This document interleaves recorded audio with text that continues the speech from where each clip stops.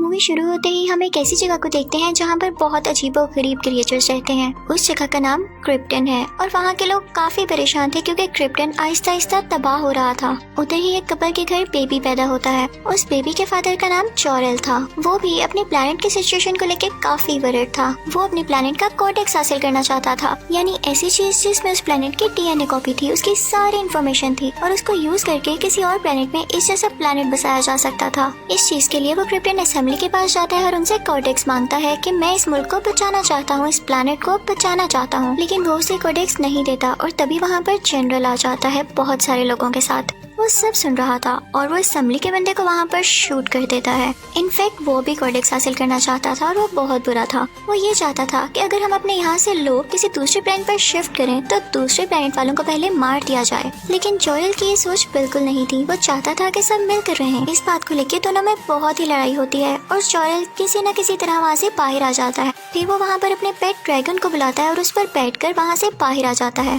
फिर वो वहाँ से जाता है कोडेक्स के पास। तभी उसके पीछे पीछे जनरल भी आ जाता है और वहाँ पर भी उसको अटैक करने की कोशिश करता है, लेकिन जोरल का ड्रैगन खुद पर चोट खाते हुए जोरल को वहाँ से बाहर निकाल लेता है। फॉर्चुनेटली जोरल ने वो कोडेक्स हासिल कर लिया था। वो जैसे तैसे करके वो कोडेक्स अपनी बीवी को ला कर देता है। फिर कहता है कि ये लो, इसका सारा डीएनए हमारे बेटे में ट्रांसफर कर दो क्योंकि क्रिप्टन अब तबाह होने वाला है। जोरल कहता है कि मुझे शुरू में ही पता चल गया था कि हमारा बेटा कोई आम बच्चा नहीं है, इसमें बहुत सारी एबिलिटीज हैं। हमें भी इसकी जान बचानी होगी ताकि बड़ा होकर ये बहुत बड़ा आदमी बने। इसी के साथ वो उसे एक स्पेसशिप में कहीं दूर भेज देते हैं। जोरल ने अपने बेबी के साथ एक की भी रखी हुई थी। जोरल की वाइफ काफी इमोशनल हो जाती है, रोने लगती है, लेकिन उन्हें ऐसा करना ही था। तभी वहाँ पर वो जनरल दोबारा आ जाता है और जोरल पर काफी अटैक्स करके इस बार उसे मार देता है। ये बहुत ही बुरी बात हुई थी। फिर वो बढ़ता है स्पेसशिप की तरफ ताकि उसे भी रोककर उस पर अटैक कर सके, लेकिन क्रिप्टन असेंबली को ये खबर हो जाती है। वो उसे रोकने के लिए फौरन से एक फाइटर भेजती है। स्पेसशिप डैमेज होने से बच जाती है। जब असेंबली मेंबर्स को ये खबर होती है कि उन्होंने जोरेल को मार दिया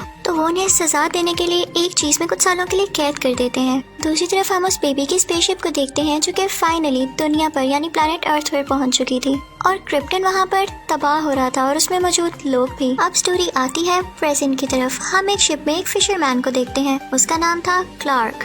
वो भी बहुत सुपर एबिलिटीज रखता था। उस वक्त पास ही में एक जहाज क्रैश हो रहा होता है। क्लार्क फौरन से वहाँ पर जाता है और रेस्क्यू टीम भी वहाँ पर आ जाती है। इसी दौरान एक टॉवर भी वहाँ पर गिरने लगता है और क्लार्क अपनी पूरी पावर से उस टॉवर को रोक लेता है, लेकिन तभी वो जहाज ब्लास्ट हो जाता है जिसकी वजह से क्लार्क भी पानी में गिर जाता है। उसे सब पुरानी बातें याद आने लगती हैं कि जब वो छोटा बच्चा था तो उसके पास कैसी कैसी एबिलिटीज थी। वो सब कुछ स्कैन कर सकता था, उसे दूर की आवाजें आती थी, वो बहुत पावरफुल भी था।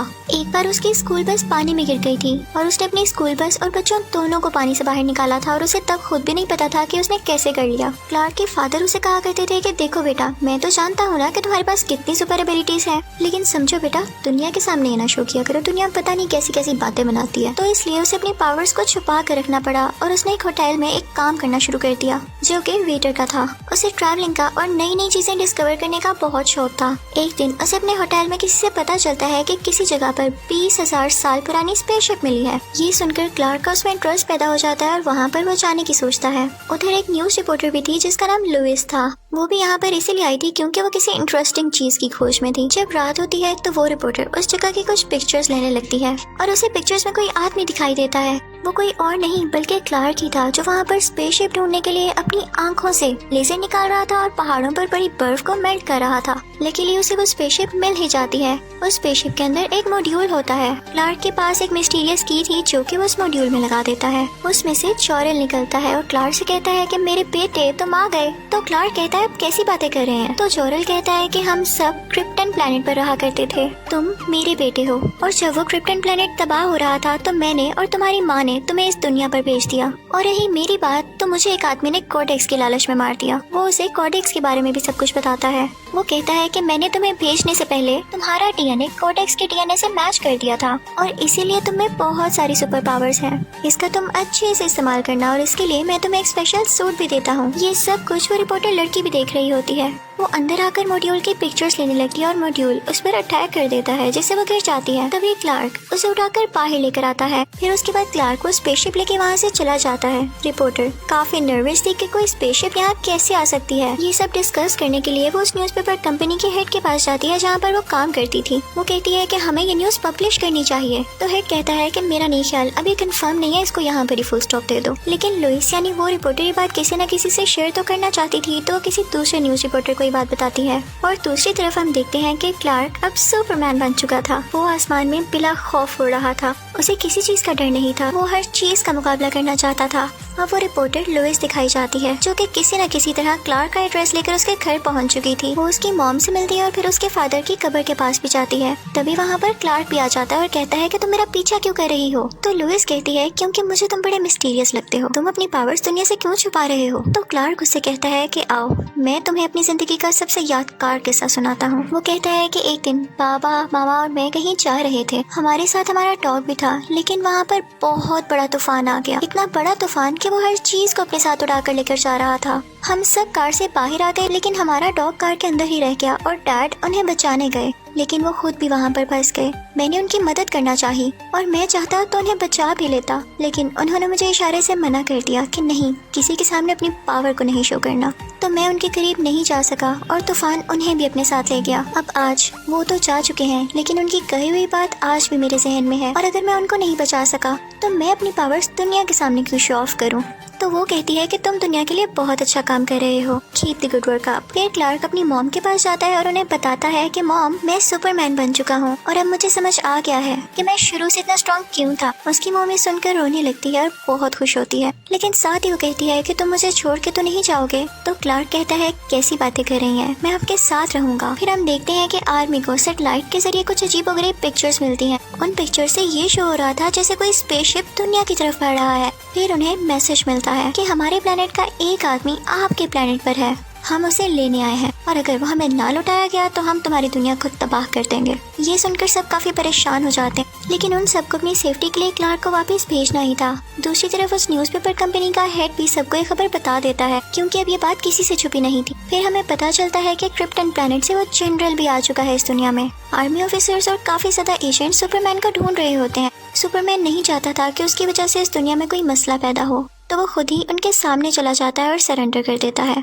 अब उसे अरेस्ट करके एक रूम में लाया जाता है, जहाँ पर लुइस उससे बातचीत करती है, उसे इन्वेस्टिगेशन करती है। उस रूम में ग्लास लगा होता है, जिसके पीछे से आर्मी भी उनकी बातें सुन रही थी। तो क्लार्क उस शीशे के पास जाता है और कहता है कि आपको मुझ पे नजर रखने की कोई जरूरत नहीं, मैंने आपकी सेफ्टी के लिए ही खुद को सरेंडर किया, और आप फिक्र न करें, आप भेज दें मुझे उन लोगों के पास ताकि आप लोग सेफ रहें। इस बात से उनको भी अंदाजा हो जाता है कि ये बुरा इंसान नहीं। अब सुपरमैन को एक मैदान में ले जाया जाता है, जहाँ पर क्रिप्टन प्लेनेट के लोग उसे लेने आते हैं। वो लोग प्लेनेट अर्थ की आर्मी को कहते हैं कि हमें अपने साथ लुइस को भी ले जाने दें, लेकिन आर्मी नहीं मानती। तो लुइस कहती है कि कुछ नहीं होता, फिलहाल मुझे जाने दें, और वो उनके साथ चली जाती है। क्रिप्टन प्लेनेट पहुँचते ही लुइस को एक चैम्बर में बंद कर दिया जाता है, और अब जनरल आता है सुपरमैन के पास। वो सुपरमैन से कहता है, ये तो तुम भी जानते होगे कि क्रिप्टन अब तबाह हो चुका है, इसलिए मुझे अब दुनिया में जाना है, प्लेनेट अर्थ पर अपना प्लेनेट बसाना है, तो इसके लिए तुम मेरी मदद करोगे। तो मुझे ये भी बताओ कि कॉर्डेक्स कहाँ पर है। तो सुपरमैन कहता है कि मैं नहीं जानता। जनरल कहता है, यानी तुम चाहते हो मैं तुम सब लोगों को मार के दोबारा से नया क्रिप्टन बनाऊं। दूसरी तरफ हम लुइस को चैम्बर में देखते हैं। उसके पास क्लार्क की वो मिस्टीरियस की थी, जो कि उसी ने उसे दी थी।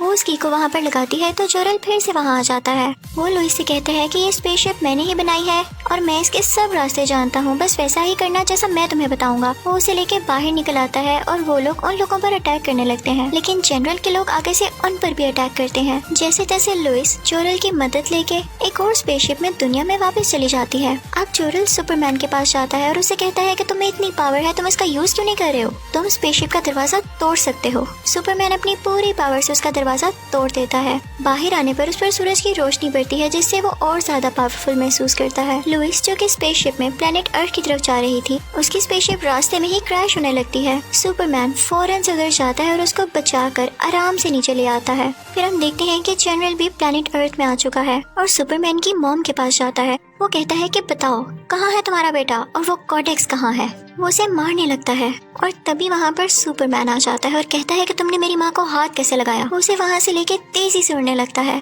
और उसे पिलर्स में दे मारता है। जनरल ने एक स्पेशल सूट पहना हुआ था। उन दोनों में काफी लड़ाई होने लगती है। सुपरमैन उसका हेलमेट तोड़ देता है जिसकी वजह से उसे सांस लेने में मुश्किल होती है। इस बात का फायदा उठाते हुए सुपरमैन उसे मारने ही लगता है कि तभी जनरल के लोग उस पर अटैक कर देते हैं। अब वो लोग जनरल को वापस अपने साथ क्रिप्टन ले आते हैं। वहाँ पर जनरल का खास आदमी उसे बताता है कि आप सुपरमैन को बस यहाँ पर ले आए। कॉर्टेक्स उसकी बॉडी से निकालना मेरा काम है, चाहे आप उसे जिंदा लाएं या मरा हुआ, मैं कॉर्टेक्स निकाल दूंगा। ये सुनकर जनरल बहुत खुश हो जाता है क्योंकि जनरल को प्लेनेट अर्थ का एनवायरनमेंट बिल्कुल सूट नहीं करता था। तो वो वहाँ पर 2 मशीन्स भेजता है जो कि एक अजीब किस्म की स्मोक निकालती थी और दुनिया को प्लेनेट क्रिप्टन की तरह बना रही थी। उसकी वजह से लोग काफी डर जाते हैं क्योंकि उनकी जमीन का एनवायरनमेंट जो चेंज हो रहा था। लुइस आर्मी हेड के पास जाती है और उसे कहती है कि मुझे जॉरेल ने बताया था कि जिस स्पेसशिप में मैं आई हूँ उसको इन मशीन्स के साथ टकरा दिया जाए तो ये मशीन्स तबाह हो सकती हैं। तो वहाँ सुपरमैन आके कहता है कि हाँ, आप इस मशीन को स्पेसशिप के साथ हिट करके डिस्ट्रॉय कर दें और मैं दूसरी मशीन को खुद डिस्ट्रॉय करके आता हूँ।